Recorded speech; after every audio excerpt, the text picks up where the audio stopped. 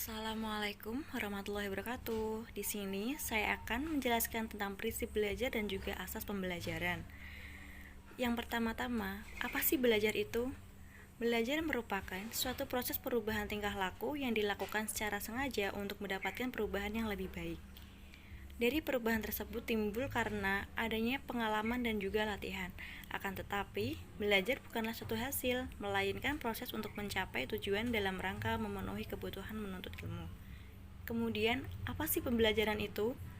Pembelajaran adalah proses interaksi peserta didik dengan pendidik dalam lingkup belajar agar dapat terjadi proses perolehan ilmu pengetahuan serta pembentukan sikap yang dilakukan pendidik pada peserta didik. Dengan kata lain, pembelajaran adalah proses untuk membantu peserta didik agar dapat belajar dengan lebih baik. Yang kemudian ada prinsip belajar. Apa sih prinsip belajar itu? Prinsip belajar adalah landasan berpikir, landasan berpijak, dan juga sumber motivasi agar pembelajaran dapat berjalan dengan baik antara pendidik dan juga peserta didik. Prinsip ini dijadikan sebagai dasar dalam upaya bagi siswa maupun bagi guru dalam upaya mencapai hasil yang diinginkan. Kemudian prinsip-prinsip belajar di sini ada 7 poin, yaitu yang pertama, perhatian dan juga motivasi, yang kedua, keaktifan belajar, yang ketiga, keterlibatan langsung dalam belajar, yang keempat, mengulang pembelajaran, yang kelima, ada tantangan, yang keenam, perbedaan individu, dan yang ketujuh adalah balikan dan atau penguatan. Pada poin yang pertama, ada perhatian dan juga motivasi. Perhatian akan timbul pada siswa apabila pelajaran itu dirasakan sebagai sesuatu yang dibutuhkan atau diperlukan dalam kehidupan sehari-hari. Yang kedua, ada motivasi, yaitu proses menjelaskan intensitas, arah, dan ketekunan seseorang untuk mencapai tujuan. Pada poin yang kedua ada keaktifan, yaitu meliputi kegiatan psikis dan juga kegiatan fisik. Pada kegiatan psikis sendiri adalah kegiatan yang menggunakan pengetahuan yang dimiliki dalam memecahkan suatu masalah, seperti membandingkan satu konsep dengan konsep yang lainnya, dan juga menyimpulkan percobaan. Kegiatan fisik sendiri adalah seperti kegiatan yang meliputi menulis, membaca, menggambar, dan juga berlatih keterampilan lainnya. Kemudian yang ketiga, ada keterlibatan langsung dalam proses belajar. Belajar secara langsung dalam hal ini tidak hanya sekedar mengamati tetapi juga menghayati, terlibat langsung dalam perbuatan dan bertanggung jawab terhadap hasil dari proses belajar tersebut. Pada poin keempat ada pengulangan. Pengulangan bagi peserta didik adalah kesadaran mereka untuk mengerjakan latihan-latihan secara berulang dan mengembangkan alat evaluasi untuk kegiatan pengulangan.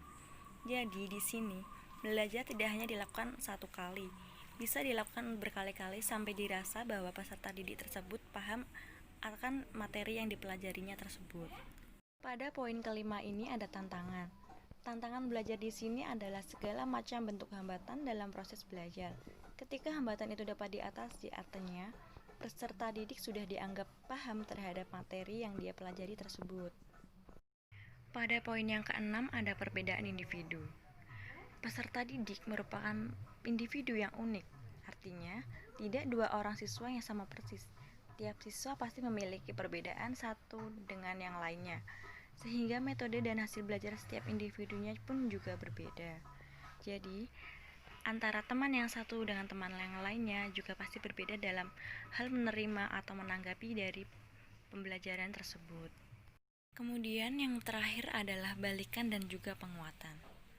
Menurut hukum belajar, siswa akan lebih semangat apabila mengetahui dan mendapatkan hasil atau nilai yang lebih baik. Siapa sih yang gak senang kalau kita mendapatkan hasil yang lebih baik? Tentunya kita akan semakin senang kalau hasil yang kita dapatkan itu menjadi maksimal. Kemudian di sini saya juga akan menjelaskan tentang implikasi prinsip belajar bagi guru. Pada poin yang pertama ada perhatian dan motivasi, meliputi 1. Menggunakan metode yang bervariasi. Yang kedua, mengadakan diskusi kelas untuk mengetahui kekurangan dalam proses pembelajaran.